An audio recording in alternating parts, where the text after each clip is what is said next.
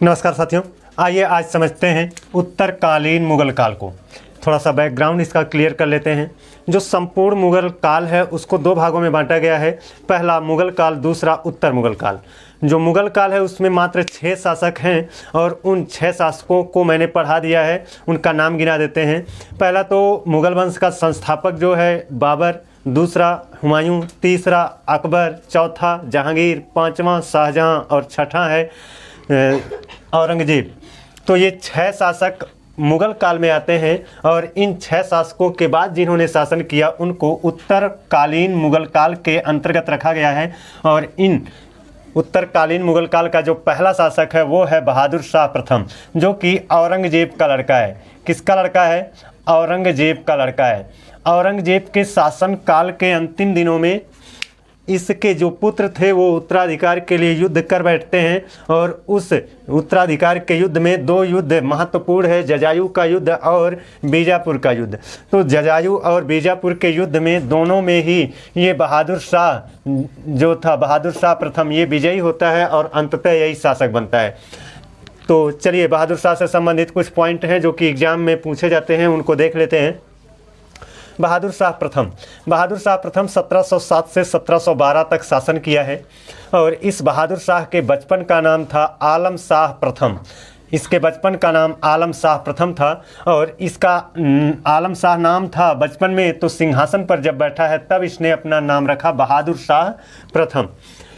अब उत्तराधिकार का जो ये बहादुर शाह युद्ध लड़ा था, उस उत्तराधिकार के युद्ध में इसका सहयोग किए थे, इसका साथ दिए थे गुरु गोविंद सिंह, जिनके बारे में आप जानते हैं सिख धर्म के ये 10वें गुरु थे। और इन्होंने औरंगजेब के लड़के बहादुर शाह का सपोर्ट किया और ये युद्ध में विजयी हुआ, उत्तराधिकार के युद्ध में विजयी हुआ और शासक बना।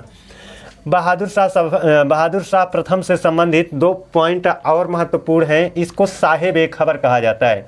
इसको साहे बेखबर इसलिए कहा जाता है क्योंकि यह राजकीय कार्यों को इकट्ठा होने देता था, उपहार वगैरह खूब बांटता था, इसीलिए इसको साहे बेखबर कहा जाता है। यानी राज्य के कार्य इकट्ठा हो रहे हैं और उपहार पर उपहार ये बांटता जा रहा है, इसलिए इसको कहा जाता है साहे बेखबर। इस बहादुर शाह प्रथम ने क्या किया? मुगलों से और राजपूतों से, इस बहादुर शाह के शासनकाल में मुगल और राजपूत के बीच शांति समझौता हो गया था। न केवल इन मुगलों ने यानी बहादुर शाह ने न केवल राजपूतों से शांति समझौता स्थापित किया बल्कि मराठों से भी इसने शांति समझौता स्थापित किया। और ये जो बहादुर शाह है वो सिखों से भी शांति समझौता स्थापित करना चाहता था, लेकिन बंदा बहादुर के वजह से ये शांति समझौता स्थापित नहीं कर पाया। लेकिन आप लोग ये सोच रहे होंगे कि गुरु गोविंद सिंह ने इसका सहयोग किया था तो शांति समझौता क्यों नहीं हुआ? कारण ये रहा कि गुरु गोविंद सिंह ने सहयोग किया, इसको शासक बना दिया, लेकिन और शांति समझौता, गुरु गोविंद सिंह सिख धर्म से संबंधित थे और सिखों का और मुगलों का, दोनों का शांति समझौता भी हो जाता है। लेकिन कुछ समय के बाद जब गुरु गोविंद सिंह की हत्या हो जाती है तो लोगों को ऐसा लगता है, यानी गुरु गोविंद सिंह के अनुयायी यानी जो सिख धर्म से संबंधित है, उनको ऐसा लगता है कि इसकी हत्या करवाने में इन मुगलों का हाथ है, यानी बहादुर शाह का हाथ है। इसीलिए वहाँ पर जो समझौता हुआ था वो वहाँ से दूरी बन जाती है मुगलों और सिखों के बीच। तो ओवरऑल ये सारा पॉइंट है जो कि इम्पॉर्टेंट है, यहाँ से पूछा जाता है ना। अब चलते हैं, देखते हैं बहादुर शाह प्रथम के बाद जो शासक बना है उसका नाम क्या है? जहांदार शाह। ये कैसे शासक बन गया? जब बहादुर शाह बहुत अधिक उपहारों को बांटता था, राजकीय कार्यों को इकट्ठा होने देता था, तो इसके पुत्रों में खलबली मच गई कि पिता जिस कार्य को कर रहे हैं, यानी राजकीय कार्यों को इकट्ठा होने दे रहे हैं, उपहार खूब बांट रहे हैं, यानी राजकोष खाली होता जा रहा है। तो उन लोगों ने क्या किया? पिता को हटाने के सिलसिले में षड्यंत्र कर दिया और उसी षड्यंत्र में पुत्रों के बीच क्या होता है? उत्तराधिकार का युद्ध हो जाता है और पुत्रों के बीच उत्तराधिकार का युद्ध होता है। फिर ये जुल्फिकार खां एक व्यक्ति था, वो जा कर के बहादुर शाह प्रथम के जो सबसे कमज़ोर पुत्र था, उस सबसे कमज़ोर पुत्र का ये जुल्फिकार खां सहयोग कर देता है और वही सबसे कमज़ोर पुत्र जहांदार शाह था, इसका सहयोग किया और ये शासक बन गया। जब ये शासक बनता है तो जानते हो सबसे कमज़ोर है यानी अयोग्य है ना, ये अयोग्य था और ये जुल्फिकार खां के सहयोग से ही शासक बना था। और ये एक कमज़ोर शासक में गिना जाता है। और ये कहा जाता है कि जब ये शासक बन गया तो ये भोग विलास के कार्यों में लिप्त हो गया। ऐसा भी कहा जाता है कि लाल कुंवरी नाम की एक वेश्या थी, उसके संपर्क में रहता था, जिसकी वजह से ये बहुत ज़्यादा चर्चित भी हुआ था। ये जहांदार शाह जो शासक है, ये इसको लंपट मूर्ख के नाम से जाना जाता है। लंपट मूर्ख की संज्ञा इसको क्यों दी गई है? क्योंकि ये जो कार्य किया है ना, यानी वेश्या के संपर्क में रहना, और दूसरी बात यह है कि शासक बन गया है तो शासन कार्यों में ध्यान न देना, अपना एक वजीर बना दिया था जिसने सहयोग किया, जुल्फ़िकार खान ने सहयोग किया था, उसी को वजीर बना दिया था, उसी के हाथ में सारा कमान दे दिया था कि शासन कार्यों को यही मुख्य रूप से संचालित करता था। तो एक शासक को ऐसा नहीं करना चाहिए कि भाई किसी वेश्या के संपर्क में रहे या फिर अपने कार्यों को किसी और के ऊपर थोप करके अपने भोग विलास के कार्यों में लिप्त रहे। ऐसा नहीं करना चाहिए, लेकिन ऐसा करता था, इसीलिए इतिहासकारों ने इसको लंपट मूर्ख की संज्ञा दी है। लेकिन एक महत्वपूर्ण प्रश्न यहाँ से बन जाता है। वो महत्वपूर्ण प्रश्न ये बनता है कि इस जहांदार शाह ने जो राजस्थान क्षेत्र से बिलोंग करते थे, राजा जय सिंह, उनको मिर्जा राजा की उपाधि दी थी। यानी मिर्जा की उपाधि राजा जय सिंह को किसने दिया था, किस मुगल शासक ने दिया था? तो वो दिया था जहांदार शाह ने। अब देखिए, जहांदार शाह का जो कार्य था वो उसमें क्या था, शासन की सारी बागडोर एक वजीर के हाथ में थी जिसका नाम था जुल्फ़िकार खान। इसलिए इसके पुत्र भी बहुत संशय में पड़ गए कि पिता के हाथ में शासन की बागडोर वास्तव में नहीं है, शासन कार्यों को कोई और संचालित कर रहा है। हो ना हो कभी ये शासक की हत्या करके खुद शासक बन जाए ये जुल्फ़िकार खान। उससे पहले ही ये इसका एक पुत्र था जिसका नाम था फ़र्रुखसियर। ये षड्यंत्र करता है और जाता है दिल्ली और इलाहाबाद और पटना वाले क्षेत्र में जाता है। वहाँ पर सैयद बंद हुआ करते थे जिनका नाम था अब्दुल्ला खां और हुसैन खां। उन दोनों से सहयोग मांगता है क्योंकि इनके पास एक वजीर वाली शक्ति थी, है ना, इनके पास कुछ सेनाएं थी, जिसकी वजह से इन दोनों से वह क्या किया, सहयोग मांगा। और सहयोग मांग करके इन दोनों को ले करके अपने पिता की हत्या का षड्यंत्र करता है और अपने पिता की हत्या करके ये फ़र्रुखसियर शासक बन जाता है। फ़र्रुखसियर जब शासक बना तो सहयोग लिया था अब्दुल्ला खां और हुसैन खां से, तो अब्दुल्ला खां को बना दिया वजीर और हुसैन खां को बना दिया मीर बख्शी, है ना। इसके शासनकाल से संबंधित दो ये तिथियां बहुत इंपॉर्टेंट है। एक तो 1716 ईस्वी में 1716 ईस्वी में इसने क्या किया था, बंदा बहादुर को फांसी की सज़ा दी थी। तो ये क्वेश्चन पूछा जाता है कि बंदा बहादुर को फांसी की सज़ा किस मुग़ल शासक के शासनकाल में दी गई थी? तो बंदा बहादुर को इसी फ़र्रुखसियर के शासनकाल में फांसी की सज़ा दी गई थी और 1716 ईस्वी में। दूसरी महत्वपूर्ण तिथि है 1717 ईस्वी में इसने क्या किया, अंग्रेजी कंपनी जो ईस्ट इंडिया कंपनी थी उसको इसने शाही फरमान दे दिया, जिसकी वजह से कहा जाता है कि इसके द्वारा दिया गया 1717 ईस्वी में इसने जो शाही फरमान ईस्ट इंडिया कंपनी को दिया, अंग्रेज़ों को दिया, वह शाही फरमान ईस्ट इंडिया कंपनी के लिए यानी अंग्रेज़ों के लिए मैग्ना कार्टा सिद्ध हुआ। तो ये भी पॉइंट बहुत इंपॉर्टेंट है। तो दोनों तिथियाँ 1716 1717 लगातार हैं, है ना। एक में बंदा बहादुर की को फांसी हुई है, दूसरे में क्या है 1717 में अंग्रेजी कंपनी को फरमान दिया गया है, यानी शाही फरमान दे दिया गया है। और इसने भी क्या किया, उस राजस्थान के राजा जय सिंह को एक उपाधि दी, सवाई की उपाधि। दोनों उपाधियाँ महत्वपूर्ण है। मिर्जा की उपाधि जहांदार शाह ने दिया और सवाई की उपाधि जहांदार के लड़के फ़र्रुखसियर ने दिया है। तो दोनों तिथियाँ, दोनों ही जो उपाधियाँ हैं वो राजा जय सिंह को दी गई हैं, और किसके द्वारा, एक जहांदार शाह के द्वारा, एक फ़र्रुखसियर के द्वारा। अब देखिए, ये फ़र्रुखसियर को इतिहास में घृणित कायर कह करके संबोधित किया गया है। इसको घृणित कायर इसलिए कहा गया है क्योंकि यह अपने ऊपर एहसान करने वालों से भी चाल चलने में नहीं चूकता था। इस पर एहसान किसने किया था? अब्दुल्ला खां और हुसैन खां ने इसका सहयोग करके इसको सिंहासन दिलाया था। अतः इन्हीं दोनों लोगों के खिलाफ ये चाल चलता था, इन दोनों लोगों को पसंद नहीं करता था। इस वजह से इतिहास में इसको क्या कहा गया है, घृणित कायर कहा गया है। ये दोनों लोग शासन कार्यों में ज़्यादा हस्तक्षेप करते थे, इसीलिए फर्रुखसियर इनको पसंद नहीं करता था। इसलिए इन दोनों भाइयों ने ये सोचा कि क्यों ना फर्रुखसियर को सिंहासन से हटा करके किसी और को शासक बना जाए, क्योंकि फर्रुखसियर हम लोगों पर विश्वास और भरोसा नहीं कर रहा है, अतः हमको कभी भी इस वजीर वाले और मीर बख्शी वाले पद से हटा सकता है।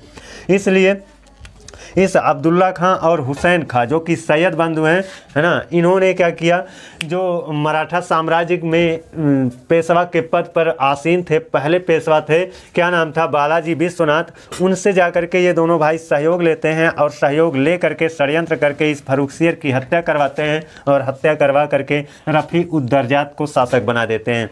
इस फर्रुखसियर का लड़का रफ़ी-उद-दर्जात जो कि छोटा लड़का था, है ना, ये इसको पहले शासक बना दिया, लेकिन इसकी बीमारी के कारण मृत्यु हो जाती है। देखिए 1719 में शासक बनाया और 1719 में ही इसकी मृत्यु हो गई। फिर उसके बाद बड़े लड़के को रफ़ी-उद-दौला को शासक बनाया गया, ये भी 1719 ईस्वी में ही बना। इसको भी एक पेचिश की बीमारी हुई जिसकी वजह से इसका भी निधन हो गया, यानी इसकी भी मृत्यु हो गई। उसके बाद इस अब्दुल्ला और हुसैन इन दोनों भाइयों ने मोहम्मद शाह को शासक बनाया और मोहम्मद शाह भी शासक बन गया। तो इस तरह से देखोगे आप तो ओवरऑल ये अब्दुल्ला खां और हुसैन खां इन दोनों भाइयों ने फर्रुखसियर को शासक बनाया, रफ़ी-उद-दर्जात को शासक बनाया, रफ़ी-उद-दौला को शासक बनाया, मोहम्मद शाह को शासक बनाया। कुल मिलाकर के चार शासकों को इन लोगों ने सिंहासन पर बैठाया। इसलिए इन दोनों भाइयों को किंग मेकर कहा जाता है, यानी शासक निर्माता के नाम से भी जाना जाता है। अब देखिए, जब मोहम्मद शाह को इन दोनों भाइयों ने सिंहासन पर बैठा दिया तो इस मोहम्मद शाह ने क्या किया ना कि इसको इतना आभास हो रहा था कि हो ना हो ये दोनों भाई हमारे विरुद्ध भी क्या करते हैं, षड्यंत्र करके हमको भी मतलब मृत्यु, हमारी भी हत्या करवा करके हमारे सिंहासन को छीन लेंगे और किसी और को शासक बना देंगे या फिर खुद ही शासक बन जाएंगे। इसलिए इसने क्या किया, जिसने इसको शासक बनाया उन दोनों सैयद बंधुओं की इसने हत्या कराने के लिए ईरानियों और तुरानियों को बुलाया और बुला करके उनसे षड्यंत्र करके इन दोनों भाइयों की हत्या करवा दिया। अब इसी वजह से इसको रंगीला बादशाह भी कहा जाता है ना, ये इसको क्या कहा जाता है, रंगीला बादशाह कहा जाता है। और इसने ईरानियों की मदद ली थी, तुरानियों की मदद ली थी और सैयद बंधुओं की हत्या की थी। इसलिए इसने ईरानियों को अवध क्षेत्र दे दिया और तुरानियों को हैदराबाद वाला क्षेत्र दे दिया। तो ईरानियों ने अवध की स्थापना की और तुरानियों ने हैदराबाद की स्थापना की। अब इसके शासनकाल से संबंधित ये वाला पॉइंट बहुत महत्वपूर्ण है कि नादिर शाह जो कि ईरान देश का था, फारस से आया था, ईरान से आया था, ये भारत पर आक्रमण किया था, एक लुटेरा था और 1739 ईस्वी में इसने आक्रमण किया और 1748 ईस्वी में आक्रमण करके यह मुग़ल सेना से करनाल का युद्ध लड़ता है और मुग़ल सेना को पराजित कर देता है।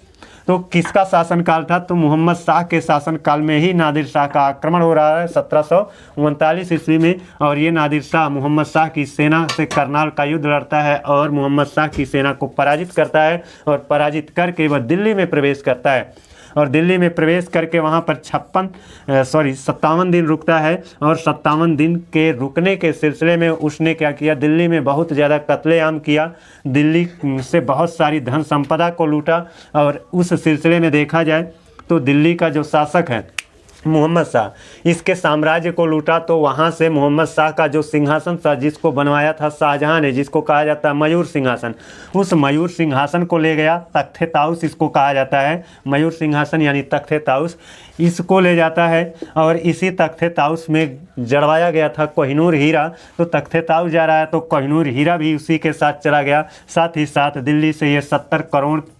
रुपया जो था उसको लूटता है और लूट करके ले जाता है। तो यहाँ से क्वेश्चन पूछा जाता है कि नादिर शाह का आक्रमण किसके शासनकाल के दौरान हुआ था, तो मोहम्मद शाह के शासनकाल के दौरान हुआ था 1739 ईस्वी में। और नादिर शाह ने कौन सा युद्ध लड़ा था, मुग़लों को पराजित किया था, तो करनाल का युद्ध लड़ा था और उसमें मुग़लों को पराजित करके ढेर सारी संपत्ति कोहिनूर हीरा, तख्ते ताउस, 70 करोड़ रुपए वो ले करके गया था। अब इसी कारनामे के कारण इसको ईरान का नेपोलियन कहा जाता है। ईरान का नेपोलियन किसको कहा जाता है, तो इसी नादिर शाह को ही ईरान का नेपोलियन कहा जाता है। एक क्वेश्चन और बन जाता है कि वो क्वेश्चन क्या बनता है कि ये मोहम्मद शाह के शासनकाल में मयूर सिंहासन चला गया, अतः मुगल शासक वह कौन है जो अंतिम बार उस मयूर सिंहासन पर बैठा था। तो मोहम्मद शाह अंतिम बार मयूर सिंहासन पर बैठने वाला मुगल शासक था। अब देखिए, मोहम्मद शाह की जब मृत्यु होती है तो शासक बनता है अहमद शाह।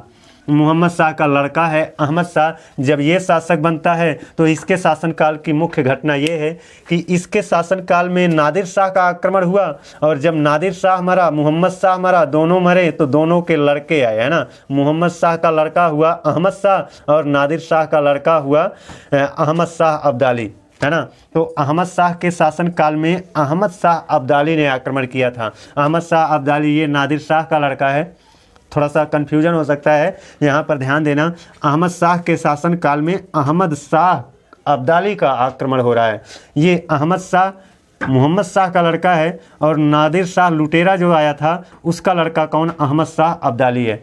तो इसने अहमद शाह के शासनकाल में भारत पर पहली बार आक्रमण किया, और इसका कुल मिलाकर 7 बार आक्रमण हुआ था। और इस अहमद शाह अब्दाली ने जो पहला आक्रमण किया वो 1748 ईस्वी में। 1748 ईस्वी में ये शासक बना था। जिस साल वो शासक बनता है उसी साल अहमद शाह अब्दाली इस पर आक्रमण कर देता है, और ये 1748 से 1754 तक शासक बना रहता है। तो इतना याद रखना, अहमद शाह के शासनकाल में अहमद शाह अब्दाली का आक्रमण हुआ था। अहमद शाह अब्दाली ने कुल 7 बार आक्रमण किया था। उन 7 बार के आक्रमणों में पहला आक्रमण किसके शासनकाल में हुआ था, तो अहमद शाह के शासनकाल में हुआ था। इसके बाद जो शासक बना वो आलमगीर द्वितीय बना। आलमगीर द्वितीय जो कि 1754 से 1758 तक शासन किया है। इसके शासनकाल से संबंधित एक महत्वपूर्ण घटना है प्लासी का युद्ध। प्लासी का युद्ध जो कि 1757 में ईस्वी में लड़ा गया था, इसी के शासनकाल में लड़ा गया था। अब इसके बाद 3 शासक और बचते हैं जिनका नाम है शाह आलम द्वितीय, अकबर द्वितीय और बहादुर शाह जफर द्वितीय। तो इन तीनों शासकों को आइए इसी वक्त समझ लेते हैं। शाह आलम द्वितीय का शासनकाल। शाह आलम द्वितीय का शासनकाल समझने से पहले थोड़ा सा जान लेते हैं। यहाँ पर आलमगीर के बारे में अभी हमने बताया कि आलमगीर के शासनकाल में प्लासी का युद्ध हुआ था, और वह प्लासी का युद्ध अंग्रेज और सिराजुद्दौला के बीच हुआ था। अंग्रेज और सिराजुद्दौला जो कि अवध का नवाब, वो बंगाल का नवाब था। सिराजुद्दौला बंगाल का नवाब था और अंग्रेज वहाँ पर थे। इस अंग्रेज और सिराजुद्दौला के बीच युद्ध हुआ था जो प्लासी का युद्ध हुआ था। और किसके शासनकाल में, जब आलमगीर शासक था। आलमगीर की जब मृत्यु हुई है तो मृत्यु होने के पश्चात ये शाह आलम द्वितीय जो था वो बंगाल वाले क्षेत्र में, बिहार वाले क्षेत्र में था। तो आलमगीर के पास शाहजहां तृतीय था और इसी ने अपने को शासक घोषित कर दिया, और शाह आलम द्वितीय बंगाल वाले क्षेत्र में ही रह गया था।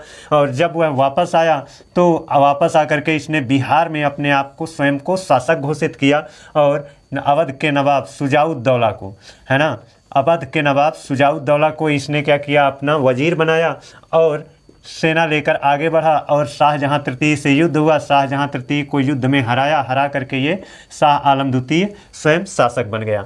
और जब ये शासक बना है तो इसके शासनकाल से संबंधित 2 महत्वपूर्ण युद्ध हैं। एक तो पानीपत का तृतीय युद्ध जो कि जनवरी 1761 ईस्वी में हुआ था। किसके बीच हुआ था, जो ईरान का आक्रमणकारी था अहमद शाह अब्दाली और मराठों के बीच। तो ईरान के आक्रमणकारी अहमद शाह अब्दाली और मराठों के बीच जो पानीपत का तृतीय युद्ध हुआ है वो इसी शाह आलम द्वितीय के शासनकाल में हुआ। और इसी शाह आलम द्वितीय के शासनकाल में बक्सर का युद्ध भी हुआ जो कि अगस्त 1764 ईस्वी में हुआ।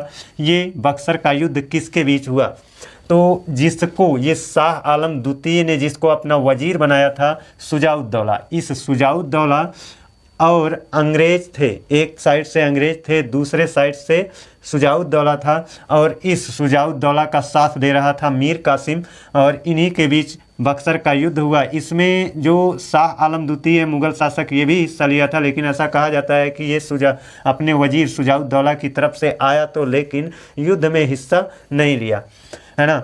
तो बक्सर का युद्ध और पानीपत का युद्ध, ये दोनों युद्ध इसी शाह आलम द्वितीय के शासनकाल में हुए हैं। और इस बक्सर के युद्ध में शाह आलम द्वितीय के जो वजीर थे शुजाउद्दौला, इसकी हार हो जाती है, और हार हो जाने के पश्चात इस शुजाउद्दौला और अंग्रेज़ों के बीच संधि होती है जिसको कहा जाता है इलाहाबाद की संधि, जो कि 1665 ईस्वी में हुई थी।